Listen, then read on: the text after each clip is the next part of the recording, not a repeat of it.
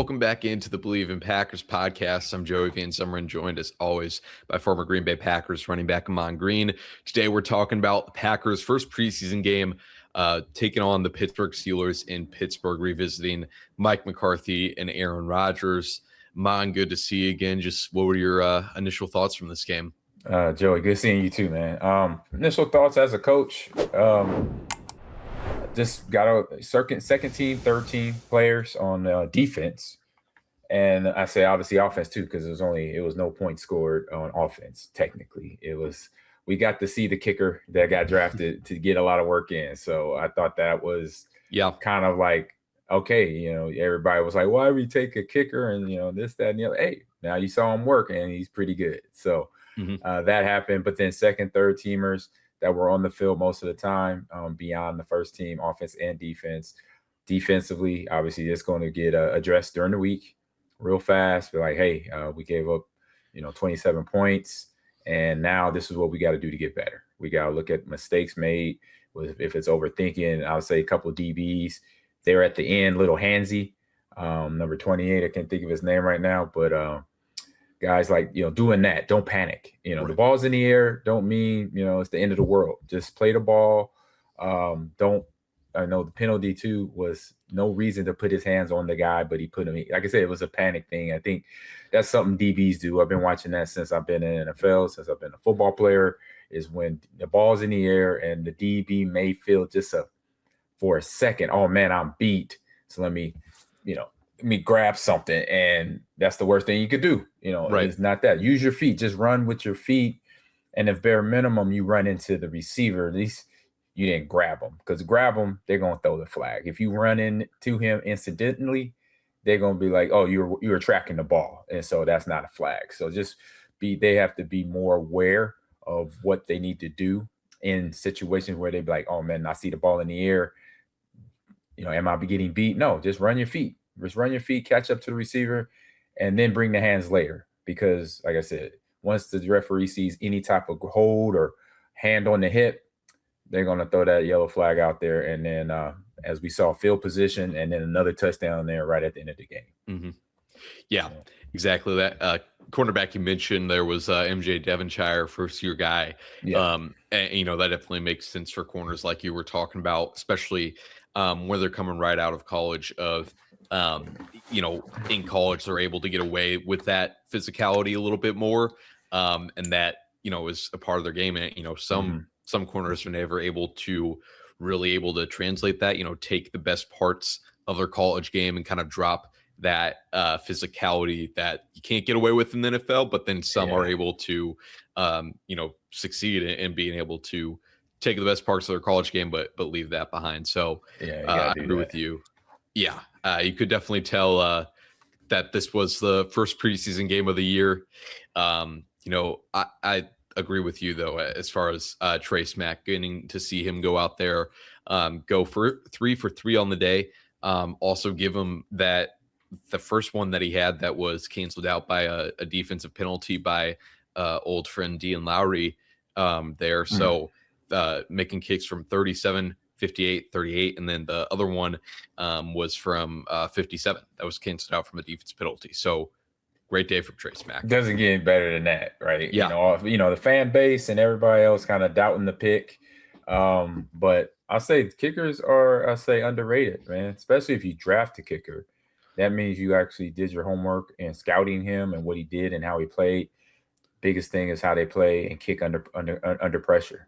And right at the college level, at the pro level, even the high school level, that's where I coach special teams. And I remember always making sure my kicker knew that he was the best, one of the best kickers in college, in high school football, because their confidence can sway very, very easily. So I don't know if it's the coach, but if anything, himself, he has the confidence. To hit a 58-yarder like that, regardless preseason or not, I'm happy. If I'm a special team coordinator, if I'm Matt LaFleur, okay, I'm like, okay, all right, we got 50-yard, we got some medium range kicks, and all boom down the middle, great. So as preseason come on, we just see how everything goes. Just one more game, right?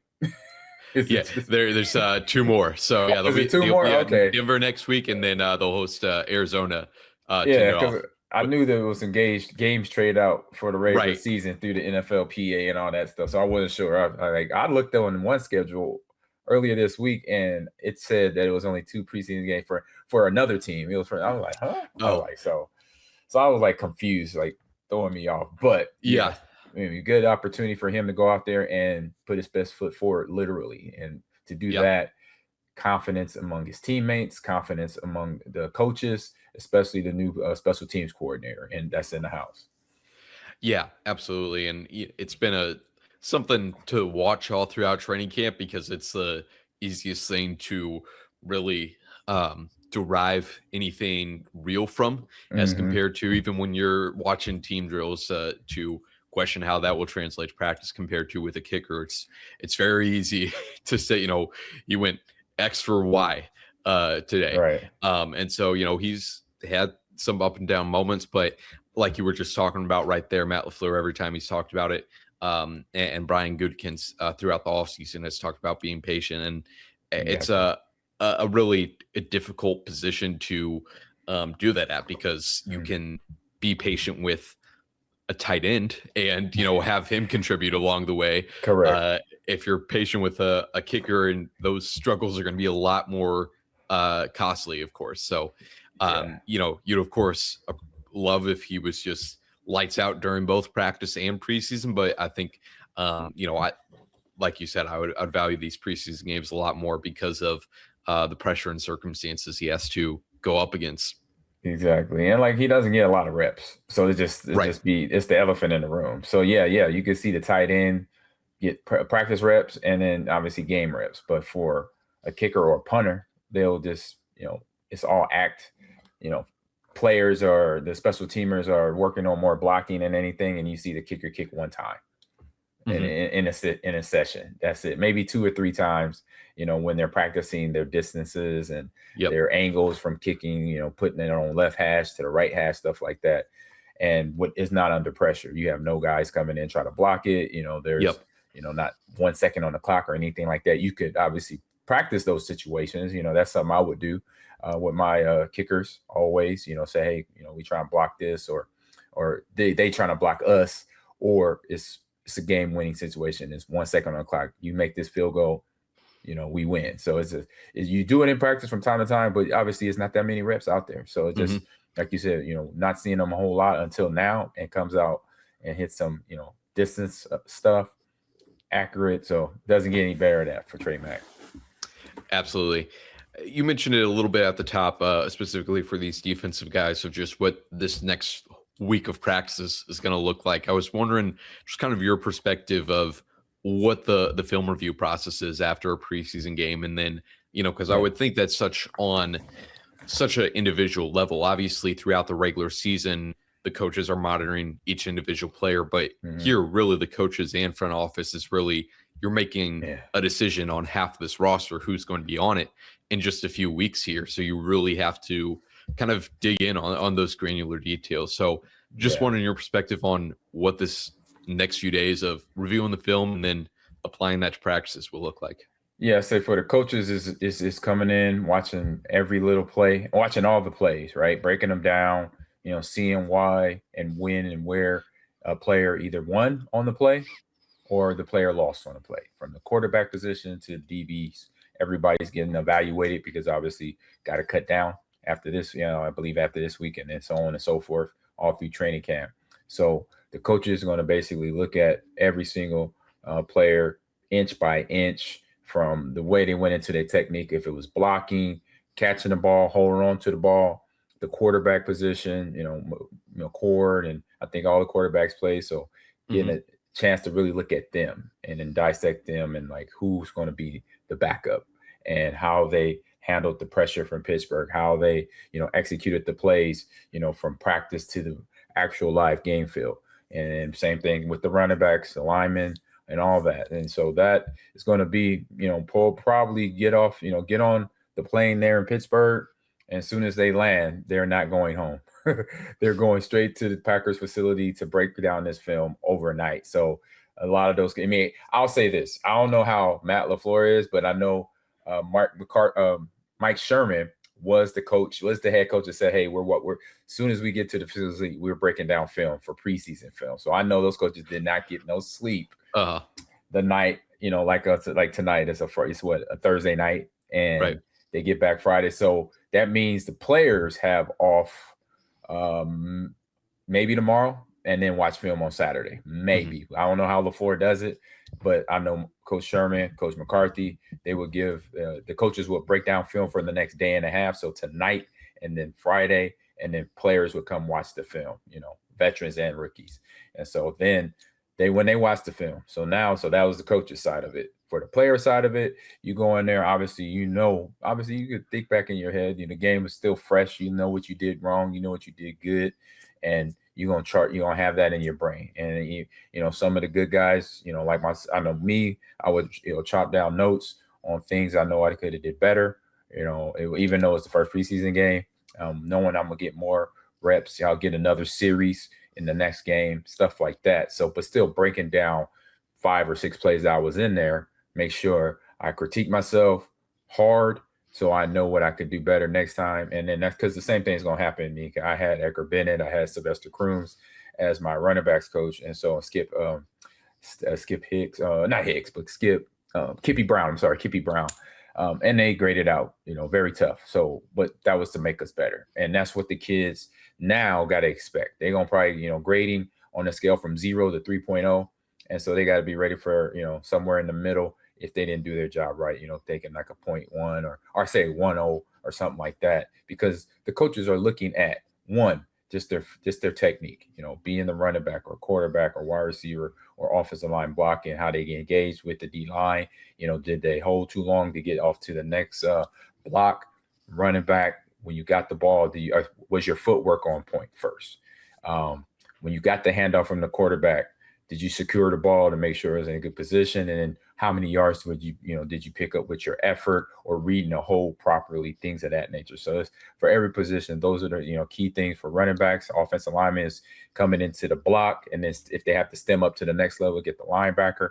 Those are the things that the offensive line coaches, obviously running back coaches, they're looking at all those little tidbit of details to see if they're learning and if they're listening and if they got better. And so that's the 3 things that I know for me as a coach that I'll be looking for. I'm pretty sure most of the coaches out, for the Packers are going to be doing the same thing for tonight and into Friday after, or let's say Friday morning. And so, they probably won't get out. Hopefully they get out of there before lunchtime and can go get some sleep at their homes and not at the facility. Yeah. And then get ready for the kids, for the players to come in and break down the rest of the film with them together as a group. Luckily, we don't have to stay up that long to give our thoughts on some of these performances tonight. Getting into that with the defense, some little notes here. Just looking at from the first lineup they rolled out there.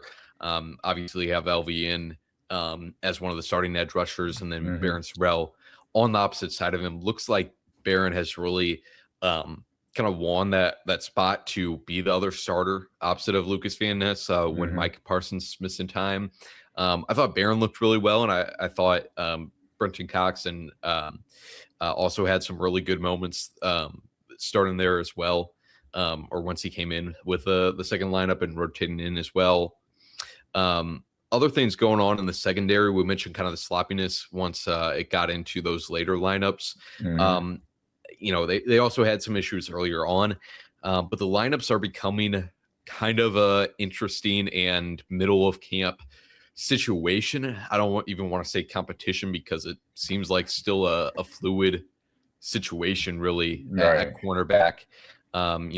We talked a little bit last week, I believe, about Keyshawn Nixon, some of the struggles he's had throughout training camp, at family night. He's in an interesting spot being in a contract year, and the way that Green Bay is trying to build this cornerback room at least a little bit with Brandon Cisse coming in. So with that, it looks like Brandon Cisse is pretty firmly overtaking him for one of those starting spots there. And then, kind of waiting on Carrington Valentine to find out what his status is going to be there as he rehabs from that hamstring injury. Early on from the defense, it was good first look for Jonathan Gannon. Thought we saw the, real identity looks from him as far as the 3 safety looks, deep safety looks back there as well. And thought his pressure stuff looked good as well. Was trying out a lot of blitzes. Zaire Franklin coming in on one early. Was happy with all of that. And then like we've hit on a few times, secondary just looking a little sloppy. That second half, he had that big breakaway play from Caden Witchen, obviously. So a lot of things going on the defense. Ahman, what are your thoughts on that side of the ball?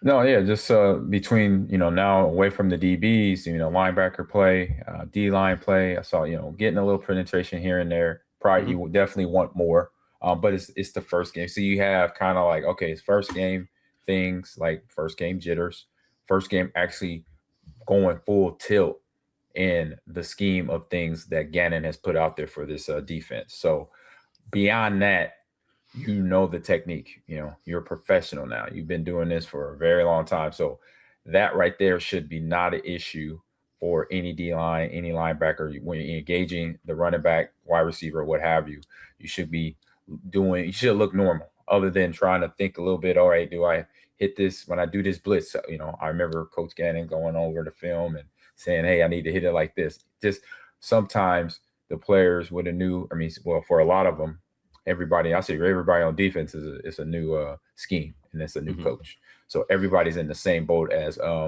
what does he want from us as a look of his defense, right? So sometimes players, even veterans, can then overthink it and not just be like, you know what, I know it's a new scheme, but I know my position. Let me just play my position.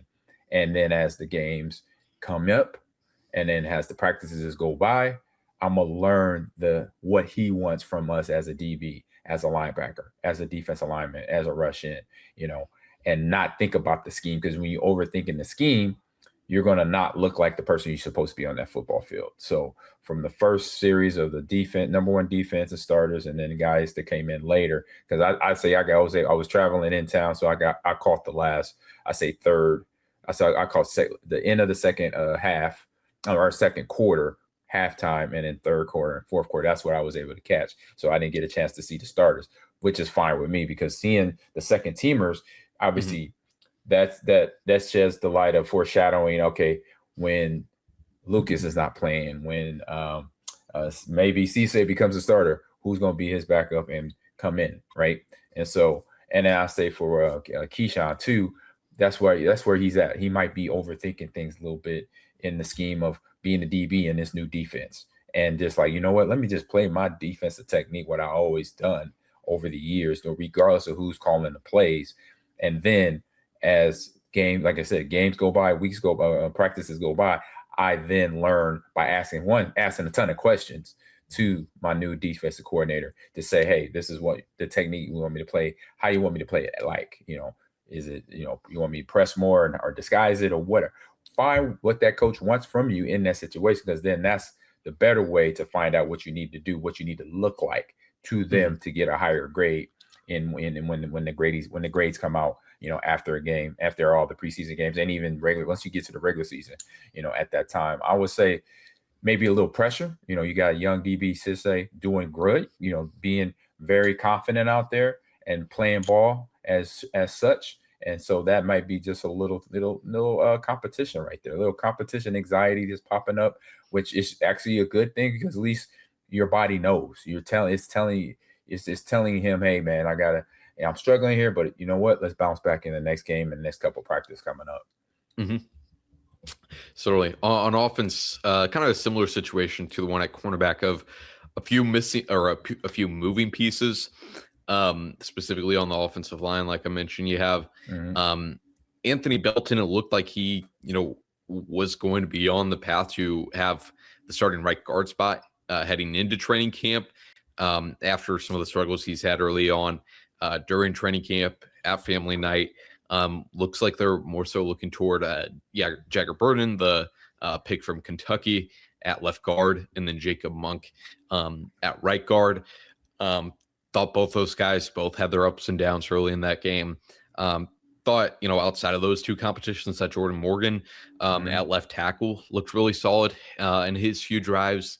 And then the only other thing on the offense would just be with Jordan Love, I will say when he made that pass to Jaden Reed right over the middle of the field on, I believe it was the first third down of the game, that certainly that got me amped up, and it felt like football season again. Yeah. So the second half of this game reminded me it was still the preseason, but just that pass alone got me all the way back. Go ahead. Yeah, I was gonna say, that reason why that probably looked good, because the coaches know this, right? They, if not by now, LaFleur should know, and also McCarthy from his side of it. They know the throws that their quarterbacks love to throw. Or as a coach, you want to see your quarterback throw this ball to X receiver. If it wasn't Jaden Reed, they just wanted to get it thrown and see what the timing looks like. And if if you're praising it, then it looked good, because then that coach knows, okay, my quarterback is developing proper this year, in the training camp practices. So if he's getting that ball timed out right out of his hand and everything, feet are set right, obviously, and the protection is there, then boom, this is something we're on track to then progress into the next install or whatever they're going to put in offensively in the playbook for that passing tree that's going to connect with that play, along with other run plays and pass plays, to make sure when they put game plans together coming in preseason and obviously in the regular season, they'll be able to know, okay, this throw is clicking now. We saw that first game, and then the next game we're going to do the same thing, do the same play, see that throw out again, and mix it up with other throws that we want Jordan to be able to connect with the receivers, because then that makes it to where Jordan, traditionally, if you watched all his stats during the regular season, he's always hit more than 5 receivers in a good game, that they won. And that is good, because when you're trying to stop a quarterback and he has more than 3 targets that he's going to, it's tough as a defense to slow him down, because then he's going to multiple targets. He's going to 8, 9, 10 targets. You can't cover 9 guys. You can only cover 1 or 2 at a time that are the biggest ones that's going to be his targets, like a Tucker Kraft or even Jaden Reed. But then if he's going to the second and third progressions, then that makes it even harder for them. And that's what makes a great quarterback in Jordan Love, excuse me. Jordan Love. Yeah. And on that, I will say wide receiver is something we've mentioned multiple times leading up to camp of who is going to be able to step up there. I think that's still going to be a question going into the season of, just because, it's one thing for these younger guys like Isaiah Naylor, Michael J. Servant to be making plays in practice, but seeing them actually who's going to step up in a game is going to be a different scenario.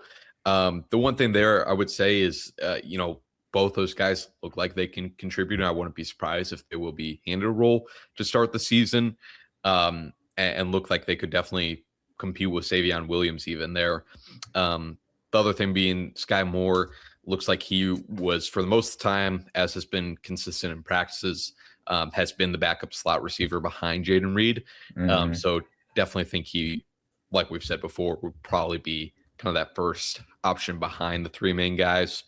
The other encouraging sign, and it's been kind of trending this way with Tucker Kraft, is that Ian Rappaport reported Thursday that Tucker Kraft is expected on pace to be back for week 1. So that's really encouraging. Yes. Okay. All right. Yep. And then one last thing with on the injury note too, Darian Kennard, one of the depth tackles coming back for his second year. He went to the blue tent during this game, then went to the locker room, did not return. So I would say really outside of the starters and the guys that you're going to be counting on to be rotational players, Kennard is one of the worst guys that could have got hurt tonight just because of their situation at tackle and the lack of depth they have there. And obviously the Anthony Belton situation plays into that. So definitely awaiting an update on Kennard there. Ahman, any final thoughts on this game before we wrap up here? I'll say starting off with Kennard, hey, that's football. It's going to be injuries. That's why you have a full stock of tackles and guards that can rotate from position to position. But I hope he gets healthy. I hope it's nothing too serious, that he can probably just be out a couple weeks and be back come regular season week 1 or 2 or 3, something like that. So for Kennard, I understand. I remember in preseason, my first year in Green Bay, second preseason game against Denver, I got an MCL sprain, right? And of course, I'm coming in as a backup to Dorsey Levens, and now I'm on the bench for the last 2 preseason games. But able to rehab, I had to put a knee brace on that was ordered by the doctor. Said you put this knee brace on to make sure that stability to the MCL is okay. And I didn't want to, but I had to, and but came out okay from it. So hopefully it's nothing serious. It just got a little injury. Great staff with a great staff of trainers that Green Bay have. So I'm not, I got full confidence in them bringing him back as soon as possible and ready to go come either preseason or regular season. So I'm not too much worried about that because Brian Eagle and that team of guys, I mentioned it before, they are outstanding guys. But looking at the stats here, to see things from the wide receiver core, Isaiah Nayor, the young guy from Nebraska, you see, and I would like to definitely see more from Sky Moore because he's coming from a situation where he can be in the backfield and he could be on a, like you said, a slot receiver. I want to see him get out there a little bit more. And I'm pretty hopefully this second game, LaFleur does that because I know, he's a he's a former quarterback in himself in terms of Matt LaFleur. And you got a guy like Sky that was in the offense that was with Pat Mahomes.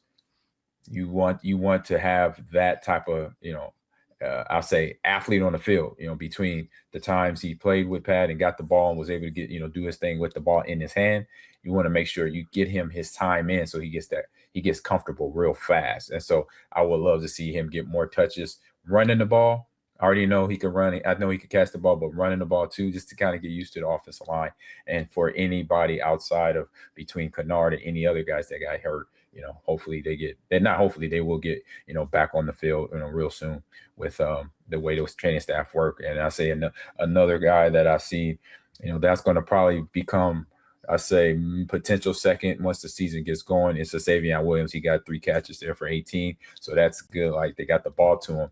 And I say any young receivers, not just first year guys, but any from first year to the third year and fourth year guys is when they get that ball 2 or 3 times in a preseason game, that's good, spreading the ball around. And that's giving them confidence and building their trust, knowing that the team believes in them to come do their job. So, but you got competition, right? And so that's the beautiful thing about all this. For me, I look at competition and I never blinked the eye at it because you had to, when you're a young guy. I remember coming into Seattle, having Ricky Waters as the starter, knowing I've got to work for the backup job or I got to work on special teams.